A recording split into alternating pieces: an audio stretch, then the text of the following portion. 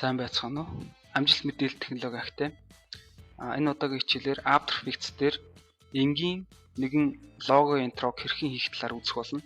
За энэ хүү лого интрог хийх явцад төрөл бүрийн эффектийг хэрхэн өгөх, эффектэнд хэрхэн тохиргоо өгөх үндсэн ойлголт мөн 2D леерийг 3D леер болгон хөдөлгөөнд хэрхэн оруулах талаар үндсэн ойлголтыг авах болно. За ингээд хичээлээ эхэлцгээе. За бүгдээрээ After Effects дээр шинэ composition үүсгэе.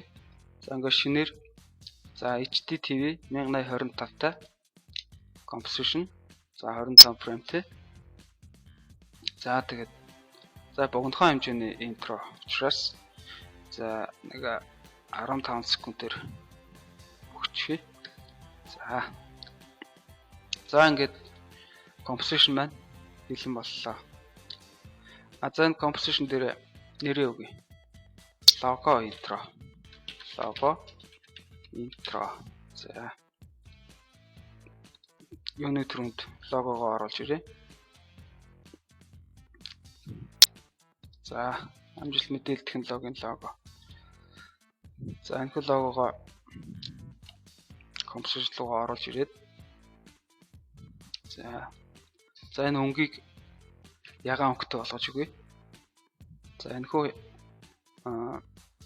эффект маань бол fill гэдэг эффект байгаа. За fill эффектээр бол ямар нэгэн леерийг цулгаа өнгөнд оруулж өгдөг. За энэ fill эффектийг өгөхлөөр энэ project гэдэг нэг дуудаж ирсэн файлуудын баруун талын хэсэгт эффектийн control гэж тохиргоо гарч ирдэг. За энэ тохиргоон дээр өнгийг нь өөрчлөх болон төрөл бүрийн тохиргоонуудыг хийж болно. За тэгэхээр бүгдээрээ ягаан өнгөтэй болгоод өгье. За fill эффект өгчихсөн байна. За тэгэхээр энэхүү логогоо scale tool-ээр баг зэрэг жижигсгээд өгье. За баг зэрэг дээшлүүлээд Windows зэрэгцүүлэх командаар line буюу зэрэгцүүлэх командаар босоо тэнхлэхийн дагуу голлуулад өгье. За доотлолт нь бүгдээрээ text layer буюу текст бичиж өгье. Эндээ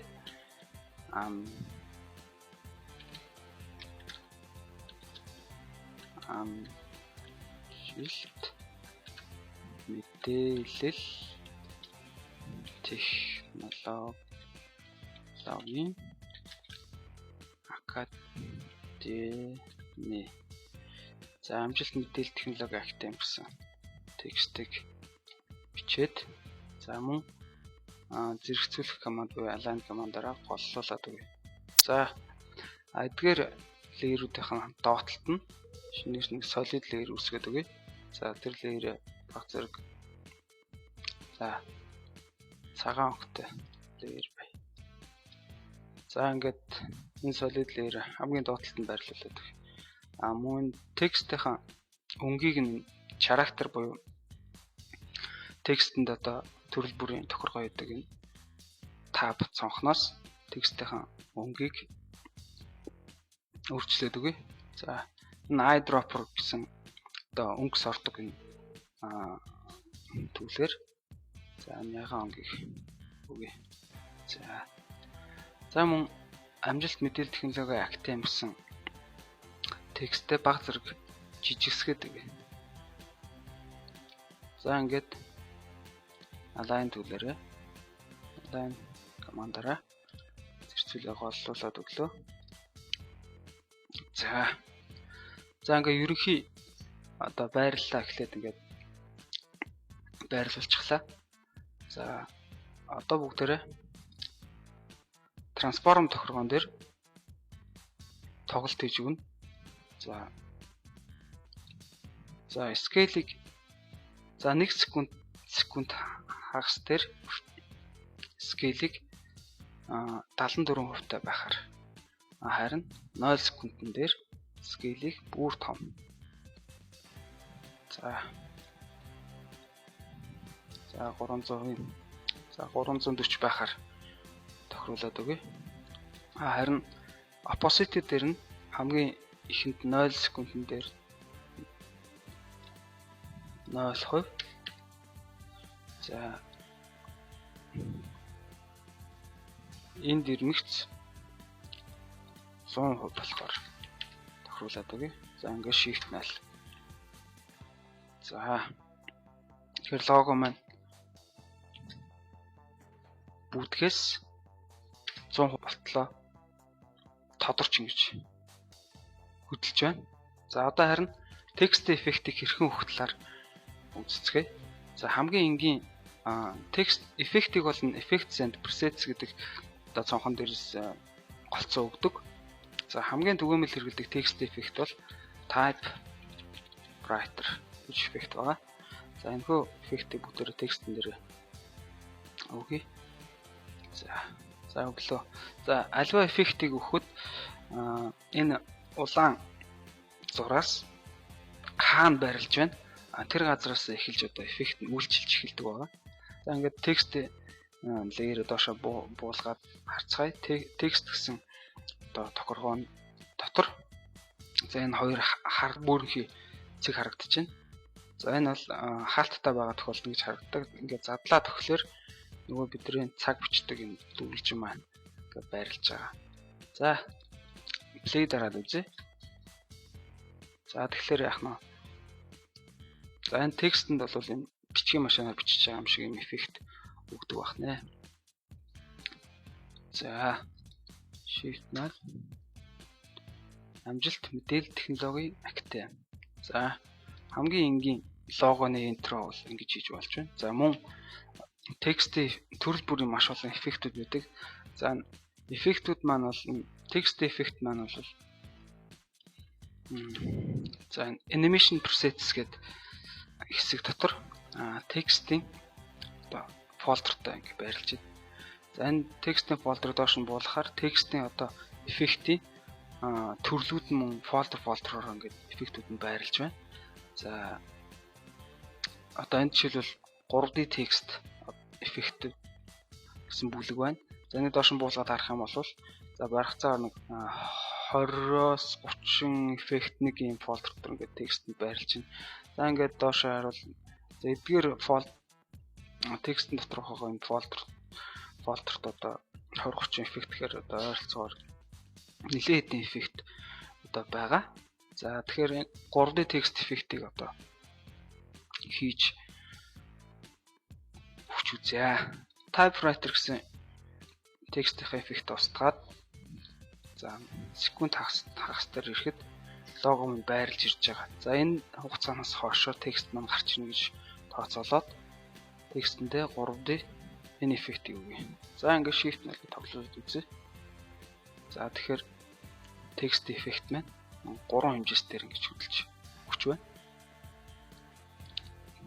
За артлын фон хэсгийг баг зэрэг өөрчлөе. Өнгийг нэгэн төрлийн эффект за fog color gradient гэдэг эффектийг энэхүү solid layer дээр өгöd үзье.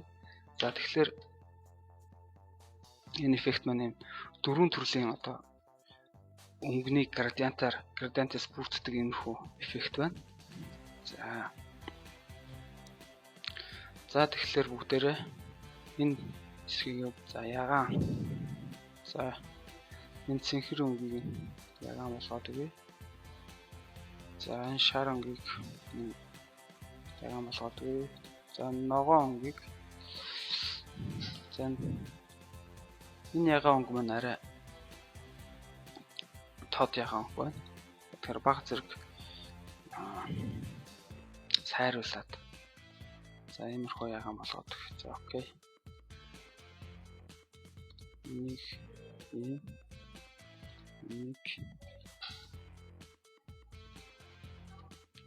за нэг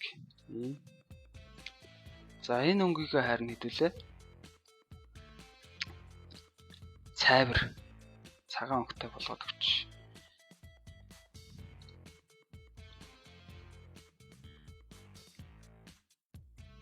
За иймэрхүү өнгөтэй одоо background одоо дөрвөн өнгөний градиенттай эффектээр өгч болох нь байна. За ингээд shift нэл тоглолт үзье. хамаагүй дээр болж байна уу. За тэгэхээр одоо энэ логоны маань амжилт лого гэсэн PNG гэсэн логоны маань layer маань 2D хэмжээстэй байгаа. За энэ transform гэсэн тохиолдолд доош нь буулгахад бүх layer-ууд анх орж ирэхдээ 2D хэмжээстэй байдаг. За хамгийн одоо эхний одоо жишээлбэл байрлал anchor point-ийн энэ утгууд байрлаж байна. За энэ бол хамгийн эхнийх нь X тэнхлэг, энэ бол Y тэнхлэгийг одоо илэрхийлж байгаа. Энэ 2D layer-ийг хэрхэн 3D болгодог вэ гэвэл за энд ийм одоо куб буюу бокс харагдаж байгаа. За энэ кубын харалтаа доор ингээд байрлах энэ нүдийг ингээд идэвхжүүлээд өгөхлөөр энэ layer маань 3D layer болж өгдөг байгаа. За тэгэхээр кубыг дарснаар 3 одоо утга ингэж харагдаж байна. За тэгэхээр эхнийх нь X, Y, Z гэсэн дистралтайгаар. За Z тэнхлэх маань 0 гэсэн одоо пикселийн утгатай байрлаж байна. Бүх layer-ууд маань бол анх орж ирэхдээ Z тэнхлэгийн дагуу 0 цэг дээр байрлаж идэг байгаа. За тэгэхээр лого маань одоо ингэж томооч жижиг шаргаж байгаа бол эргэлдэж бас байрлаж болох тийм хувилбар байж болох юм. За тэрийг хэрхэн хийх талаар одоо 3D хэмжээсээр хөдөлгөөнд оруулж үзье. За тэгэхээр энэ босоо ногоон тэнхлэг бол Y тэнхлэг, энэ X, энэ Z тэнхлэг гэж байна. За тэгэхээр логого бүгдээрээ Y тэнхлэгийн дагуу эргүүлж хөдөлгөөнд оруулъя. 0 цаг дээр болохоор Y тэнхлэгийн дагуу 0 градус цагаа бичлээ. За энд ирэхэд энэ хэсэг дээр ирэхэд Y тэнхлэх маань бүтэн 360 градус ирэхээр цаг бичиж өгье. За ингээд shift нөлөө тоглуулж үзье. RAM preview хийлээ. За лого маань эргэлдэж очлоо. Text effect маань үйлчлэлээ. За иймэрхүү байдлаар төрөл бүрийн эффект өгөх болон 2D layer-ыг 3D layer болгож хөдөлгөөнд оруулах энгийн одоо лого интро хийж болох нэ. За ингээд бидний хийсэн энгийн логоны маань интро. За иймэрхүү хөдөлгөөнтэй эффекттэй боллоо. За энэхүү логоныхоо интро бүгдээрээ видео болгож рендерлж гаргая. За чинь оруулаа. За 5 секунд дээр. За рендерлэх команд маань Ctrl M буюу рендер хийхгүй буюу Ctrl M командаар рендер маань хийгдэх байгаа. За тэгээд рендерийнхаа үр хөтөлийг MP4-оор ямар нэгэн аудио дууралт хөгжим оруулж гисэн бол за энэ аудио аутпутыг чагталж өгнө. За ингээд окей дарнаа. За тэгээ хаана хадгалахаа бүгдээр заадаг. За ингээд рендер.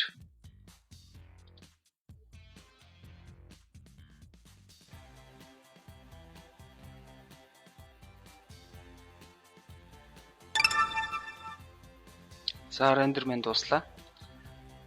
За бидний хийсэн лого интро маань видео болон гарч ирсэн байна. Интро хийсэн видеого тоглож үзцгээе. За ингээд энэ удаагийн хичээлээ энэ үргээ дуусгая. Амжилт мэдээлэл технологи агт.